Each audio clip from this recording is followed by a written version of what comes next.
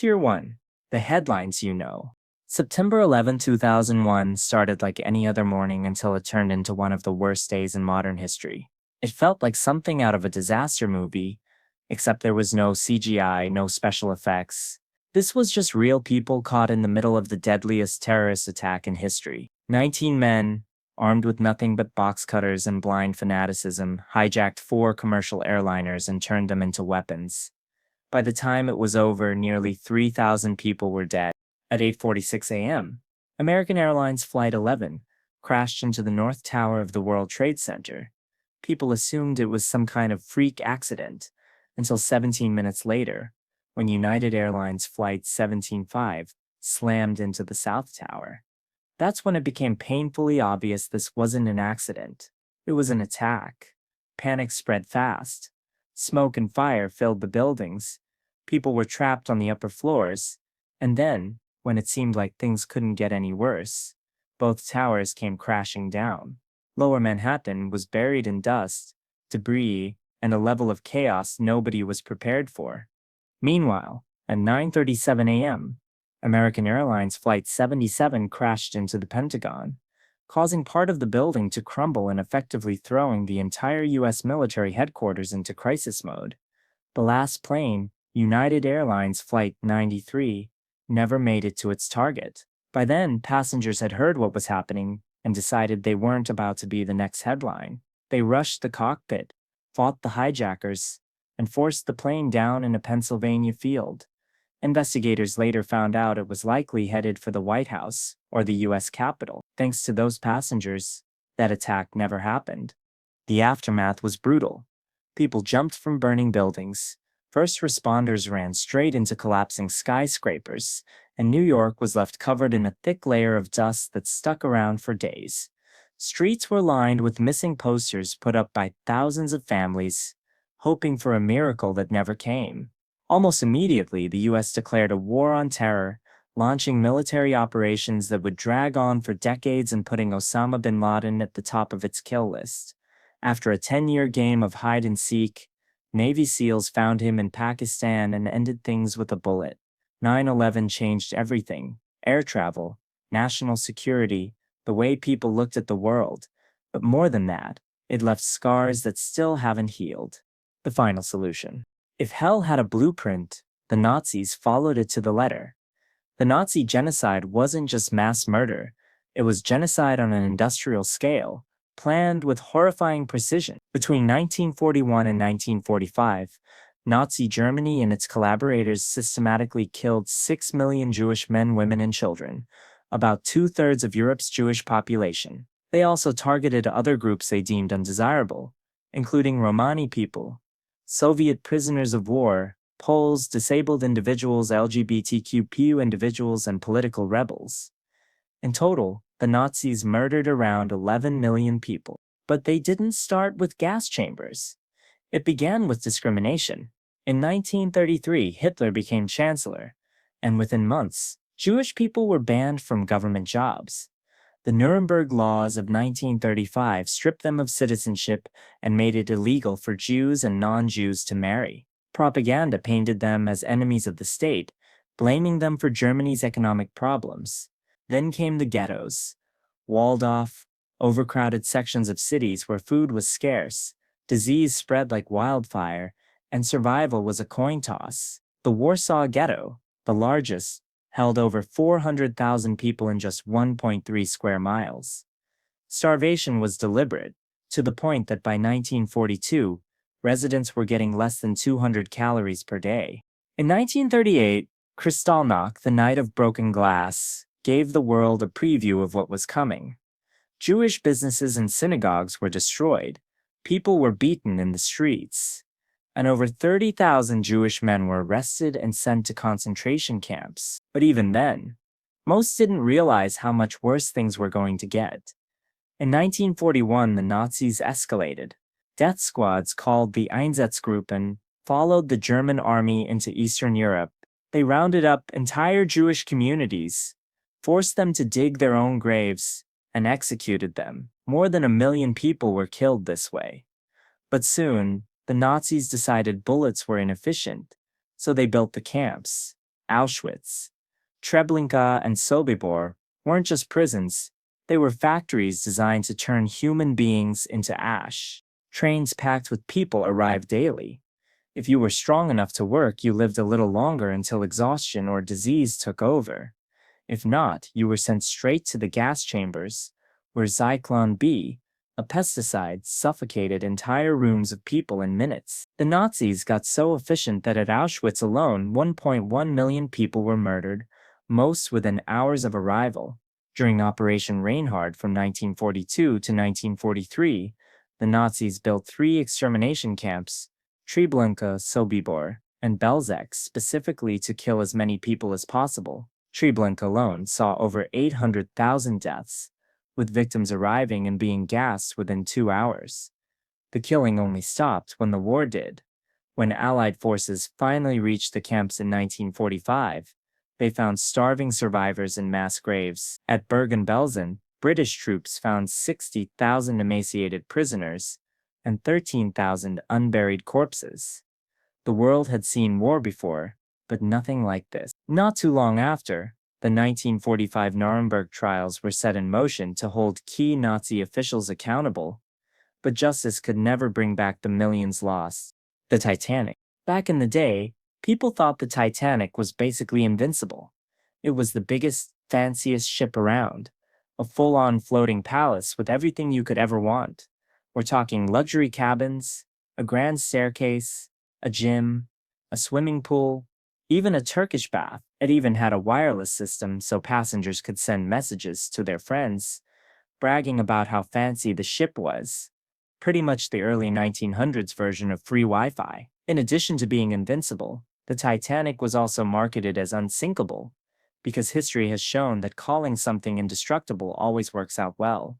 On the night of April 14, 1912, the Titanic was cruising through the North Atlantic at full speed when a lookout spotted an iceberg right in its path.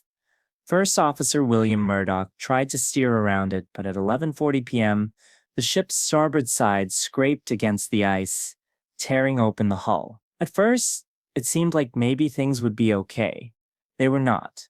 5 watertight compartments flooded almost instantly, and the ship started sinking fast. Turns out, the Titanic was pretty sinkable after all. Panic set in as the crew started loading the lifeboats. But there was one massive problem. They didn't have nearly enough. Regulations back then didn't require lifeboats for everyone. So instead of using that deck space for, survival, they probably opted for a giant fancy staircase or something. The ship carried just 20 lifeboats when it could have held double that. But back then, lifeboats weren't seen as save-everyone equipment. They were Uber rides to the nearest rescue ship. The logic? This thing is unsinkable anyway, so why bother? Needless to say, that was a bad call. The whole women and children first rule was enforced, but kind of inconsistently. First-class passengers had a much better shot at making it out, while many third-class passengers were trapped below deck as freezing water poured in. By 20:20 a.m., the Titanic split in half and sank, taking over 1,500 people with it. Most of the people left in the water didn't last long. The ocean was just too cold. In the end, only a few were rescued. The sinking led to a ton of new safety regulations. More lifeboats, mandatory emergency drills, and 24/7 radio monitoring. But none of that could change what happened that night. Hiroshima and Nagasaki. On the morning of August 6, 1945, at exactly 8:15 a.m., a B-29 bomber named Enola Gay dropped a bomb called Little Boy on Hiroshima. And just like that, the world got its first real introduction to nuclear weapons in the worst way possible. The temperature at ground zero shot up to about 7,000 viva-ptift in an instant, the kind of heat that turns people into shadows on the pavement. Buildings crumbled, a shockwave ripped through the city, and a firestorm took care of whatever was left. Almost everything within a mile was flattened, and tens of thousands of people were killed on the spot. For those who survived the initial blast, things didn't get much better. People wandered the streets with their skin peeling off and their eyes swollen shut. Then came the black rain, radioactive water mixed with soot, falling from the sky and drenching everyone. If the explosion hadn't killed you, the fallout was happy to give it a shot. And just when Japan was still trying to process all of this, round two happened. On August 9, the US dropped another bomb, this time on Nagasaki. If Hiroshima was hell, Nagasaki wasn't much of an improvement. The bomb, nicknamed Fat Man, wiped out tens of thousands more people in an instant. Radiation sickness kicked in soon after, with survivors losing hair, suffering from internal burns, and dealing with infections no one knew how to treat. By the time it was all over, somewhere between 50,000 and 46,000 people had died, most of them civilian. The survivors, known as Habakosha, spent the rest of their lives dealing with chronic illness, social stigma, and genetic mutations passed down to their kids. Japan surrendered days later, bringing World War II to an end. Hiroshima and Nagasaki remain the only time nuclear weapons have been used in war, and whether they were necessary or just a horrific experiment is still up for debate. Chernobyl nuclear disaster. On April 26, 1986, the Chernobyl nuclear power plant in the Soviet Union became ground zero for one of the worst disasters in history. Reactor number 4 exploded, sending radioactive material across Europe and turning the city of Pripyat into a ghost town. Everything that went down that day is exactly why Chernobyl is now just another way to say colossal screw-up. So, what happened? They were running a test to see if the reactor could power its own cooling system in a blackout. Sounds harmless, right? Except they ran the test while the reactor was unstable. Then, thanks to a major design flaw, trying to shut it down only made things worse. The power spiked, the fuel rods shattered, steam built up faster than you can say bad idea, and then, boom, the reactor lid, a 1,000-ton slab of metal, shot through the roof like a champagne cork. Except instead of celebratory bubbles, it released lethal radiation. A fire broke out in the exposed reactor core, continuing to release radioactive materials into the atmosphere. Firefighters rushed to the scene, having no clue they were walking straight into a death trap. Most didn't have protective gear because they thought they were just dealing with a regular fire, not inhaling lethal doses of radiation. A lot of them died horribly within weeks. Meanwhile, the Soviet government went straight into denial mode. The 49,000 residents of Pripyat went about their day, completely unaware they were being exposed to dangerous levels of radiation. It wasn't until 36 hours later that they were finally evacuated, by which point the damage was done. Right after the explosion, 37 plant workers and first responders ended up in the hospital, and 13 of them were diagnosed with acute radiation sickness of those. 28 died within months. But the real death toll, that's anyone's guess. Some reports claim fewer than 100 people died directly, while others argue that radiation-induced cancers will eventually kill thousands. By 2005, over 6,000 cases of childhood thyroid cancer had already been linked to it. To contain the radiation, the Soviets threw together a concrete sarcophagus around the reactor, but in 2016, they had to slide a massive new steel structure over it. Experts don't expect to finish cleaning up Chernobyl until 2065, because apparently 8 decades is what it takes to fix one really bad day. Rwandan Genocide. In 1994, Rwanda experienced one of the deadliest genocides in modern history. Over a 100-day period, more than 500,000 Tutsi people, along with any Hutu or Twa people who tried to help them, were murdered. This wasn't a war or a sudden uprising. It was a well-planned mass killing fueled by years of ethnic tension, propaganda, and leftover colonial divisions. It all started on April 6th, when Rwandan President Juvenal Habyarimana's plane was shot down. Within hours, Hutu extremists took that as their cue to start killing. Radio stations started broadcasting calls for mass murder like they were announcing a community bake sale. Machetes were the weapon of choice. Cheap, effective, and already lying around in most households. Neighbors turned on each other, families were wiped out, and even priests and teachers joined in. If you were a Tutsi, there was nowhere to hide. Meanwhile, the rest of the world sat back and did absolutely nothing. The UN had peacekeepers on the ground, but they were given strict orders not to intervene. Western governments, including the US and France, refused to call it a genocide because that would have meant doing something about it. Instead, They tiptoed around the wording while bodies piled up in the streets. The killing finally stopped in July when the Rwandan Patriotic Front, RPF, led by Paul Kagame, fought its way through the country and took control. By then, over 1 million people were dead, and Rwanda was left to figure out how to rebuild from the ashes. The Boston Marathon bombing. The Boston Marathon is supposed to be about endurance, determination, and a whole lot of strangers awkwardly high-fiving each other. But on April 15th, 2013, that feel-good energy turned into an absolute horror show when 2 homemade bombs exploded near the finish line. It all happened in seconds. At around 2:49 p.m., as exhausted runners dragged themselves toward the finish line, the first bomb went off. 14 seconds later, another explosion rocked the street just a block away. In the chaos, 3 people were killed: 29-year-old Crystal Campbell, 23-year-old Lengzi Liu, and 8-year-old Martin Richard.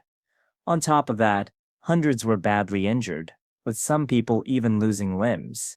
While first responders and bystanders were desperately working to save lives, 2 guys just strolled away from the chaos like they hadn't just blown up the marathon. Except they had. Those guys were brothers Tamerlan and Djokhar Tsarnaev. They'd spent months building their bombs, studying Al-Qaeda's greatest hits, and waiting for the perfect moment. They didn't care who they hurt, and they had no plans to stop there. Thankfully, the FBI got to work immediately, and 3 days later they released images of 2 suspects. The Tsarnaevs realized their time was running out and decided to go full GTA mode. First, they ambushed and killed MIT police officer Sean Collier. Then, they carjacked a man, forced him to withdraw money, and listened to him beg for his life. They led police on a high-speed chase through Watertown, chucking homemade grenades out the window like they were in some action movie. Then came the shootout. Tamerlan got shot multiple times, and in a truly ridiculous twist, his own brother ran him over while trying to escape. That was the end of Tamerlan, but Djokhar was still out there. For nearly 24 hours, Boston was in full lockdown mode. In the middle of it all, a guy in Watertown went out to check his boat, only to find Djokhar hiding inside, bleeding and barely conscious. Police arrived, shots were fired, and just like that, it was over. Djokhar was eventually sentenced to death for his crimes. Tier 2. The ones that get less screen time. Bosnian Genocide. In the early 1990s, while the world was busy celebrating the end of the Cold War, Bosnia was literally falling apart. The breakup of Yugoslavia turned ugly fast, and what followed was the Bosnian Genocide. The term ethnic cleansing stopped being just something from history books. It was happening in real time. The army of Republika Srpska, led by General Ratko Mladic, made it their mission to wipe out Bosniak Muslims through mass executions, forced deportations, and good old-fashioned brutality. The worst of it came in July 1995 with the Srebrenica massacre. The United Nations had declared Srebrenica a safe zone, but that didn't stop the VRS from rolling in, rounding up over 8,000 Bosniak men and boys and executing them in cold blood. Women and children were packed onto buses and deported while mass graves filled up with bodies. And that was just one event. Across Bosnia, entire towns were emptied. People were thrown into concentration camps, and assault was used as a weapon of war. If you weren't murdered, you were forced to flee. Years later, the world finally called it what it was: genocide. The International Criminal Tribunal for the former Yugoslavia handed down life sentences to several high-ranking officials, including Ratko Mladic and Radovan Karadzic. Justice came eventually, but for thousands of families, the damage was already done. Space Shuttle Challenger explosion. January 28, 1986 was supposed to be a historic day until it wasn't. A space shuttle launch is always a big deal, but this one had something extra. A school teacher on board, Krista McAuliffe, a regular civilian, was about to go to space and prove that astronauts weren't just people with PhDs in rocket science. Schools across the US tuned in, ready to watch history unfold. And it did unfold, just not in the way anyone expected. 73 seconds after liftoff, Challenger was gone. One moment it was soaring into the sky, the next, a horrific Y-shaped explosion ripped it apart 46,000 feet above the Atlantic. Pieces of the shuttle spiraled down in slow motion while millions of people, many of them school children, watched live. For a moment, the nation held its breath, hoping the crew had escaped. But there was no backup plan. And here's the part that still stings. NASA had known about the problem for years. The culprit? The O-rings. Small rubber seals in the rocket boosters that were supposed to keep hot gases contained. In cold weather, they stiffened and became brittle. Not exactly ideal when you're dealing with literal rocket fuel. The night before the launch, Florida's temperatures dropped to record lows. Engineers at Morton Peugeot, the company that built the boosters, panicked. They spoke up and made it clear the O-rings could fail. But NASA, under pressure to meet deadlines, gave them the green light anyway. And fail they did. The seals broke, superheated gas leaked out, and Challenger never stood a chance. And here's the worst part. Some of the crew probably survived the initial explosion. The crew cabin detached and free fell for over 2 minutes before slamming into the ocean. Whether they lost consciousness before impact is unknown, but when that compartment hit the water, survival was impossible. NASA's shuttle program was shut down for 32 months. While investigations revealed not just faulty O-rings, but a whole culture of ignoring engineers. 7 people died because no one wanted to delay a launch. Fukushima disaster. On March 11, 2011, a 9.0 magnitude earthquake hit off Japan's coast, cracking roads and making skyscrapers sway. But that was just the warm-up act. The real nightmare came next. A 40-foot tsunami barreling toward Japan like it had a score to settle, and right in its path was the Fukushima Daiichi nuclear power plant. Now, nuclear plants are supposed to handle bad days. They've got backup systems on top of backup systems. But when nature decides to throw hands, none of that really matters. First, the earthquake knocked out the main power. No big deal. The emergency generators kicked in. Then the tsunami arrived and drowned the generators. And just like that, the plant lost its ability to cool its reactors. What followed was a slow-motion train wreck. The cooling systems failed, pressure built up, and radioactive steam had nowhere to go. Desperate to avoid an explosion, workers vented radioactive gas straight into the atmosphere. But that wasn't enough. Then, boom. Hydrogen built up, and Reactor 1 exploded. Then Reactor 3, then Reactor 4. It was like a nuclear-themed fireworks show, except nobody was celebrating. Radiation leaked into the air, the water, and the soil, making this the worst nuclear disaster since Chernobyl. The government ordered evacuations, first a 2-kilometer zone, then 3, then 10, then 20. Over 160,000 people were displaced, and at least 51 died in the chaos of the evacuation itself. Meanwhile, officials downplayed the meltdown. TEPCO, the power company, got caught hiding information, and a lot of people found out they had to leave town from the news, not the government. When the radioactive dust settled, the disaster left Japan with a $180 billion cleanup bill and a nuclear ghost town that's still empty today. Bhopal Gas Tragedy. It was just another night in Bhopal, India, until an invisible killer seeped into the air and turned the city into a gas chamber. On December 3, 1984, 500,000 people found themselves choking on methyl isocyanate, MIC gas, courtesy of a leak from a pesticide plant owned by Union Carbide India Limited. The factory was supposed to protect crops, but instead, it wiped out humans. The death toll was staggering. Officially, 2,259 people died on the spot. Unofficially, some estimates say up to 8,000 people were gone within 2 weeks, and over 500,000 were exposed. It was the worst industrial disaster in history, and over the years another 8,000 people are believed to have died from gas-related illnesses. So, what did Union Carbide do? Exactly what every guilty corporation does: lawyer up, pay up, and get the hell out.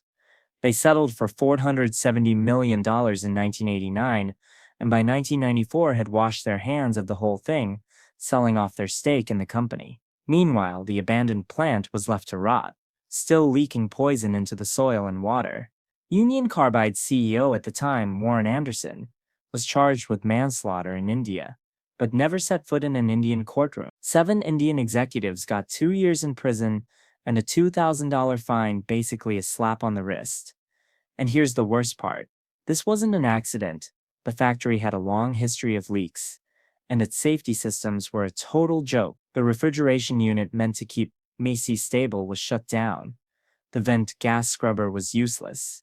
The flare tower that should have burned off excess gas was out of order. It was like storing dynamite next to a bonfire and crossing your fingers. On the day of the leak, water got into a tank and triggered a chemical reaction. Within an hour, 30 to 40 tons of emaciate spread through the city. People woke up coughing and vomiting as their lungs filled with fluid. Some died in their sleep. Others ran blindly through the streets, only to collapse where they stood. Decades later, Bhopal is still suffering. The disaster may have happened in 1984, but for the people of Bhopal it never really ended.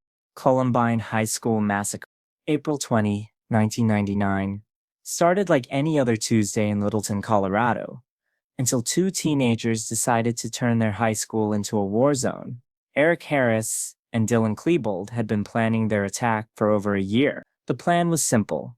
Plant 2 propane bombs in the cafeteria to go off during lunch, and then gun down anyone who tried to escape. Then they'd pick off survivors outside, while waiting for secondary car bombs to take out first responders. But the bombs never went off. When the killer duo realized their explosives had failed, they moved on to Plan B, grabbing their guns and shooting everyone in sight. At 11:19 a.m., they made their move. The first victims, Rachel Scott and Richard Casaldo, were sitting outside. Rachel died instantly. Richard survived but was left paralyzed. From there, they moved towards the school entrance, firing at anyone who crossed their path. Panic spread as kids hid under desks and locked themselves in classrooms. Meanwhile, Harris and Klebold moved through the school, laughing and taunting as they shot. The library saw the worst of it, where 10 students were executed while hiding. By the time it was over, 13 people, 12 students and a teacher, were dead. At 12:08 p.m., Harris and Klebold took their own lives. Then came the questions. How and why did this happen? The media pointed fingers at violent video games, goth culture, bullying, and even the internet. Everyone was looking for an explanation, but the truth was messier than any single cause. The police response was yet another disaster. Officers stayed outside for most of the attack, afraid to go in because they thought there were explosives. That hesitation cost lives and forced law enforcement to completely rethink how they handle active shooter situations. The old waited-out approach was scrapped in favor of immediate action. But here's the most disturbing part. Columbine didn't just change school security, it became a blueprint for future shooters. The Columbine effect set off a wave of copycats who saw Harris and Klebold as twisted role models. The Holodomor. In the early 1930s, the Soviet Union decided to crank up its industrialization efforts, and Ukraine got the short end of the stick.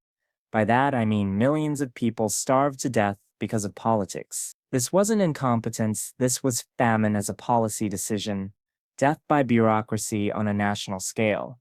The Holodomor, as it's now called, hit Soviet Ukraine in 1932 and 1933.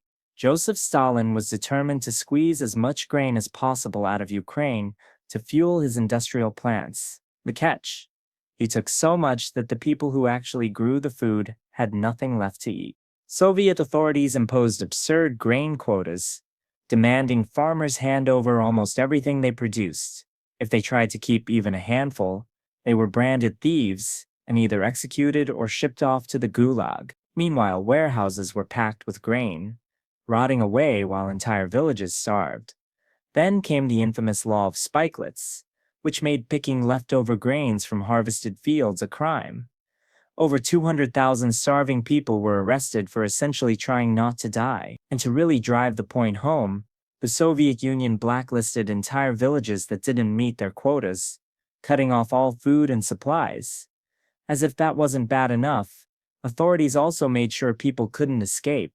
blocking roads and requiring internal passports to travel. Around 50,000 people died just trying to get out. The Soviet Union covered it up so well that for decades hardly anyone outside Ukraine knew it ever happened. It wasn't until the 1980s that the full extent of the Holodomor came to light. Today, many countries recognize it as a genocide, though some still argue over whether it was intentional. Tier 3. The stories that don't always make the front page. Sandy Hook Elementary School shooting. December 14, 2012. Started like any other school day at Sandy Hook Elementary in Newtown, Connecticut. Then gunfire shattered the routine, and in minutes, the school became the site of one of the deadliest mass shootings in U.S. history. The shooter was 20-year-old Adam Lanza, a deeply disturbed man who had already begun his killing spree before leaving home. That morning, he shot his mother 4 times in the head while she slept, stole her car, grabbed her illegally purchased guns, and drove to Sandy Hook. He was armed with a Bushmaster XM15E2S rifle, 2 handguns, and enough ammo to wipe out an entire school. Sandy Hook had security measures, but locked doors don't do much against a guy with a rifle. Lanza shot through a glass panel and walked right in. The first people in his path were Principal Don Hoeksprung and school psychologist Mary Sherlock. Lanza shot them both instantly. His first stop was room 8, where substitute teacher Lauren Rousseau had packed her first graders into a bathroom. Lanza forced his way in and started shooting. In seconds, 15 kids and 2 teachers were dead. The only survivor was a 6-year-old girl who played dead. Next was room 10. The teacher, Victoria Soto, had hidden her students in a closet, but Lanza found some of them, including a 6-year-old boy. By the time police arrived, it was over. Lanza had killed 20 children and 6 staff members before turning the gun on himself. Investigators searched for answers, but found no clear motive, just a deeply troubled man with an obsession with mass shootings and easy access to deadly weapons. Las Vegas shooting, October 1, 2017, was supposed to be a night of country music and cold beers at the Route 91 Harvest Festival, but then at 10:05 p.m., rapid gunfire rained down on the crowd from the 32nd floor of the Mandalay Bay Hotel. Some thought it was fireworks until people started dropping. The shooter, 64-year-old Stephen Paddock, had spent days turning his hotel suite into a sniper's nest. He had hauled in 24 guns, thousands of rounds of ammo, and high-capacity magazines, all legally purchased because, well, America. In around 10 minutes, he unloaded more than 1,000 rounds into the helpless crowd below. People ran in every direction while others dropped to the ground, frozen. Off-duty cops and others in the crowd tried to protect their families, but with shots raining from above, there was no clear way to fight back. Inside the hotel, a security guard named Jesus Campos was the first to cross Paddock's path, taking a bullet to the leg through the door. Despite his injury, he managed to radio for help. But by the time SWAT stormed the room at 11:20 p.m., Paddock was already dead from a self-inflicted gunshot. No manifesto, no note, just a room full of spent casings, weapons, and security cameras he'd set up to watch the hallway. In the end, 60 people were killed, over 400 were wounded by gunfire, and hundreds more were injured in the chaos. It remains the deadliest mass shooting by a lone gunman in U.S. history. And despite all the investigations, nobody knows why he did it. Deepwater Horizon oil spill. On April 20, 2010, the Deepwater Horizon oil rig went from an engineering marvel to a billion-dollar Molotov cocktail floating in the Gulf of Mexico. A high-pressure surge of methane shot up the drill pipe, set off an explosion, and turned the rig into a raging inferno. 11 crew members vanished into the chaos. Their bodies never recovered. 2 days later, the entire rig collapsed into the sea, and BP, who had spent years cutting safety costs to maximize profits, was now responsible for the worst oil spill in human history. At the seafloor, the busted wellhead turned into an out-of-control oil geyser, spewing crude at a rate of 62,000 barrels per day. BP struggled for 87 days to contain the spill, during which an estimated 3.119 million barrels of oil flooded the ocean. A thick black tide spread across 70,000 square miles, choking out everything in its path. The beaches turned into oil-soaked wastelands that smelled like chemicals and rotting fish. The cleanup was a mess. Skimmer ships, controlled burns, and 1.84 million gallons of chemical dispersants were dumped into the water. But it was like trying to clean up a flood with a handful of napkins. Eventually, oil washed up along the coasts of Louisiana, Mississippi, Alabama, and Florida, turning shorelines into mass graves for dolphins, turtles, and fish. When investigators started digging, they found exactly what everyone expected: corporate greed, rushed decisions, and outright negligence. BP, Transocean, the rig operator, and Halliburton had all ignored safety warnings and cut corners to save a few bucks. BP ended up pleading guilty to 11 counts of manslaughter and facing over $65 billion in cleanup costs, settlements, and fines. Hindenburg Disaster. On May 6, 1937, the Hindenburg, a massive German airship, went up in flames over Lakehurst, New Jersey, bringing a dramatic and very public end to the era of passenger airships. Imagine a flying luxury hotel, but instead of champagne, you're sitting inside a balloon filled with explosive gas. The Hindenburg was a zeppelin the size of the Titanic, powered by enough hydrogen to turn New Jersey into a barbecue. And in less than a minute, that's exactly what happened. The most ironic part, they originally wanted to use helium, but the US said, nope, that's ours. So Germany went with hydrogen instead, because what could possibly go wrong? It had made plenty of successful trips before, carrying wealthy passengers across the Atlantic in style. But on this particular evening, things took a hard turn. After a 3-day trip from Frankfurt, the Hindenburg was making its final approach to dock. Few witnesses weren't sure where it started, but they all agreed. Once the flames became visible, it was game over. Within seconds, the fire tore through the hydrogen-filled frame, turning the Hindenburg into a giant fireball. The tail dropped, the nose shot up, and the whole structure crumpled like a burning soda can. Passengers and crew members had little time to react. Some jumped from terrifying heights. By the time the flames died down, 35 people on board were dead, along with one unlucky ground worker, and the whole thing was caught on film. Just like that, the golden age of airships crashed and burned. Exxon Valdez oil spill.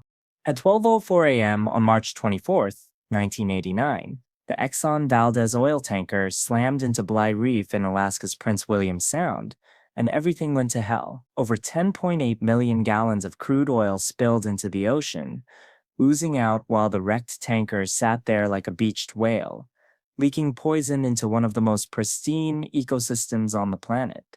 Prince William Sound, once home to thriving wildlife, became an oil-slicked graveyard. Seabirds were glued together with tar, and otters sank under the suffocating film. The coastline, all 1,300 miles of it, was transformed into a blackened wasteland. So how did this happen? The headlines pointed straight at Captain Joseph Hazelwood, painting him as the drunk at the wheel.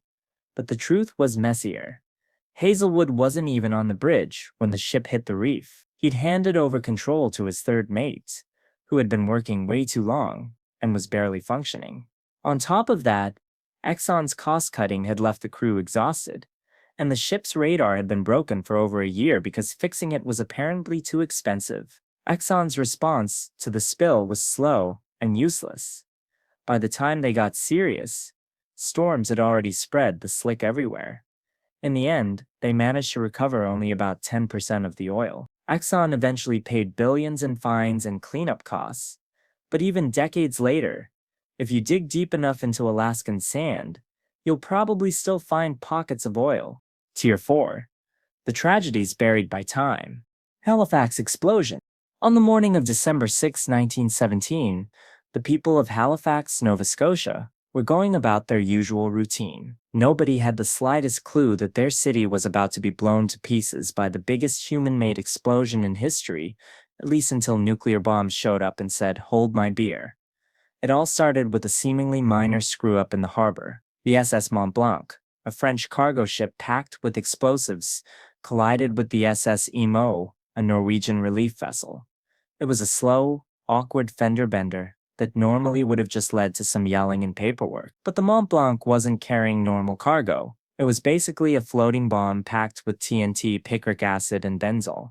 When the ships collided, sparks flew, benzol started leaking, and within minutes, the deck was an inferno. A thick column of black smoke rose into the sky, and curious people in Halifax wandered down to the water for a better view. Not realizing they just picked the worst possible place to stand, the only ones who knew what was coming were the Mont Blanc's crew, who ditched the ship and rowed away like their lives depended on it, because they did. 20 minutes later, at 9:04 a.m., the Mont Blanc exploded, and when it did, it turned downtown Halifax into a war zone. The blast was the equivalent of 2.9 kilotons of TNT, about one-fifth the power of the Hiroshima bomb, centered right in the middle of a busy city. Everything within 800 meters was wiped off the map. A pressure wave flattened buildings and shattered windows for miles. The explosion also triggered a tsunami that completely wiped out the Makma community that had been there for generations. By the time the dust settled, at least 1,782 people were dead, and over 9,000 were injured. Texas City Disaster. On a quiet April morning in 1947, Texas City got a front-row seat to one of the worst explosions in U.S. history. It all started with a small fire aboard the SS Grand Camp, a French cargo ship packed with 2,300 tons of ammonium nitrate, a chemical used in both fertilizer and explosives, so totally safe. At 8:30 a.m., workers noticed smoke, but the fire wasn't having their attempts to put it out. That's when the ship's captain made a Hall of Fame bad decision. Instead of using water, he ordered the hold sealed and flooded with steam, hoping to smother the flames. Problem is, ammonium nitrate doesn't need oxygen to burn. Heating it just speeds its transformation into pure explosive fury. In the captain's defense, he just didn't want to damage the precious cargo. At 9:12 a.m., the Grand Camp detonated in a blast so massive it wiped out everything within 2,000 feet, sent a 15-foot tsunami through the harbor, and shattered windows 8 miles away. The Monsanto Chemical Company, packed with 450 workers, was obliterated. Almost a third of its employees died instantly. Meanwhile, flaming debris rained from the sky. The ship's 2-ton anchor was found over a mile away, and somehow, the nightmare still wasn't over. Another cargo ship nearby, the SS Highflyer, had also caught fire, this one carrying more ammonium nitrate and sulfur. At 1:10 a.m. the next day, the Highflyer went off, leveling what was left of the port. By the time it was over, at least 81 people were dead, though the actual number was probably much higher. Darfur Genocide. The Darfur Genocide wasn't just a war, it was a government-backed extermination campaign. It kicked off in 2003 when rebel groups in Sudan's Darfur region took up arms against the government demanding fair treatment. Instead of just dealing with the rebels, the Sudanese government thought, why not go all in? So they armed a bunch of ruthless militias known as the Janjaweed, which literally translates to devils on horseback. Subtle. Over the years, somewhere between 2,000 and 400,000 people were killed, entire villages were burned down, and about 2.7 million civilians were forced to flee. The attacks followed a horrifyingly predictable pattern. The Janjaweed would roll in, kill all the men and boys, and then subject women and girls to unspeakable violence. It was ethnic cleansing in the most literal sense. Lac-Mégantic rail disaster. On the night of July 6, 2013, the biggest thing people in Lac-Mégantic, Quebec, should have been worrying about was mosquitoes, not a flaming train plowing through their town. But at 1:14 a.m., a runaway freight train carrying highly flammable crude oil turned into a 73-car ticking time bomb. The train belonged to a company that treated safety regulations more like suggestions than rules. It had been left unattended on a hill, barely held in place by an insufficient number of handbrakes, and parked on tracks held together by wishful thinking. The train's lead locomotive had caught fire earlier that night, because its engine repairs had been more cost-effective than functional.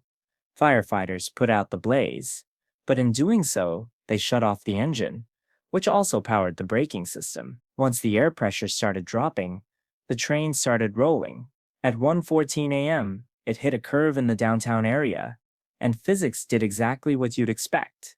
Several tank cars derailed, ruptured, and within seconds, the town was consumed by a massive explosion that could be seen from miles away. 47 people, many enjoying a night out at a bar, never had a chance to escape. The fire burned for days, leaving behind a wasteland where more than 30 buildings once stood. When investigators started digging, they found a beginner's guide to corporate negligence. The train was running with a single operator as a cost-cutting measure. The tracks were in bad shape, and the tank cars were the infamous DOT 1111 models, known for splitting open in crashes. Regulators had been warning about these risks for years, but thanks to industry lobbying, safety upgrades kept getting postponed. Tier 5. The deepest, darkest corners. Aberfan Disaster. On the morning of October 21, 1966, the people of Aberfan, Wales were going about their day like any other. Nobody knew that a giant pile of coal waste sitting on the hill above them was about to come crashing down. For weeks, this heap of mining sludge, known as Tip 7, had been soaking up rain like a sponge, and that morning it finally gave in. The whole thing turned to liquid and came roaring down the hill straight toward the village. At 9:15 a.m., it slammed into Pantglas Junior School, where kids had just sat down for their lessons. They didn't stand a chance. The classrooms were buried in seconds. In the end, 1,116 children and 28 adults were killed. A whole generation of kids gone in minutes. And the worst part, this wasn't some freak accident. Locals had been warning for ages that the coal tip wasn't stable. The National Coal Board knew about the risks, but didn't do a thing. When the government investigated, the blame was put on the NCB, but nothing really happened.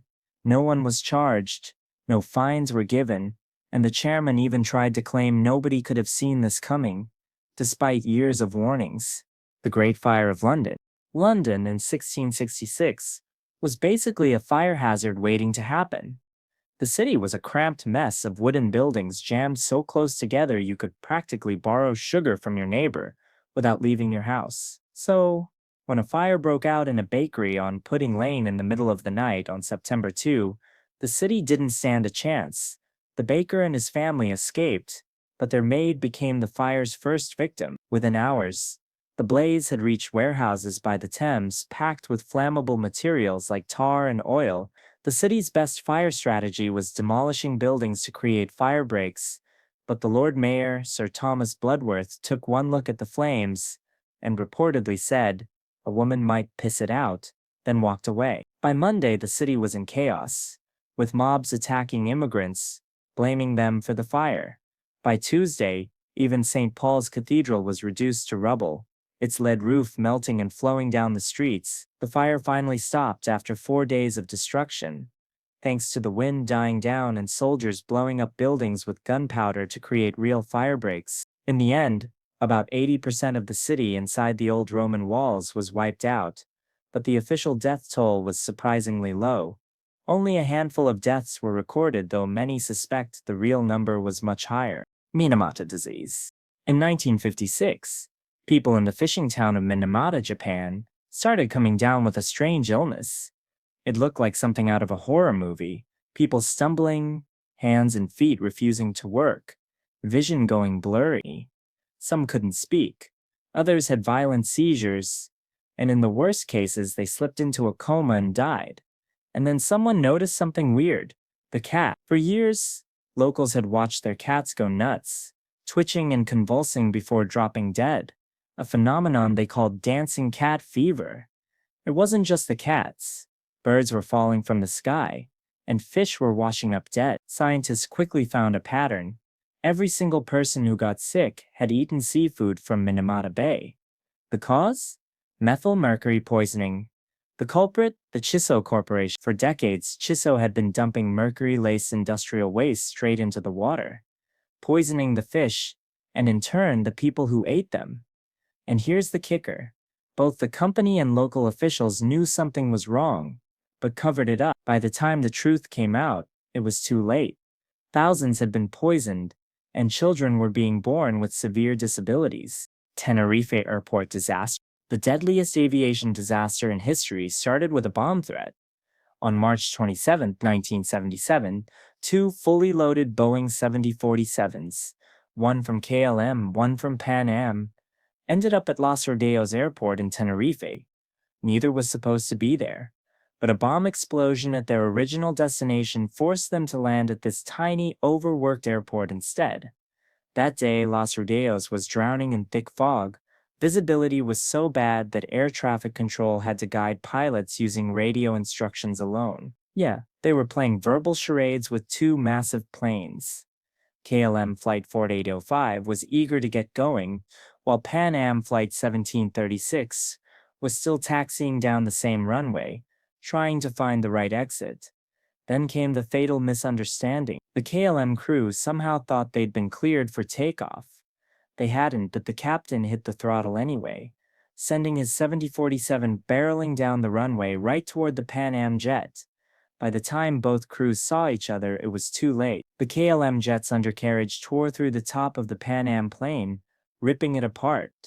KLM, fully loaded with fuel, exploded on impact, killing all 248 people on board. On the Pan Am flight, 61 people miraculously managed to get out before the fire consumed everything. The other 35 weren't so lucky. The disaster led to huge changes in aviation, including stricter communication rules, so pilots and controllers never have to guess what the other is saying again.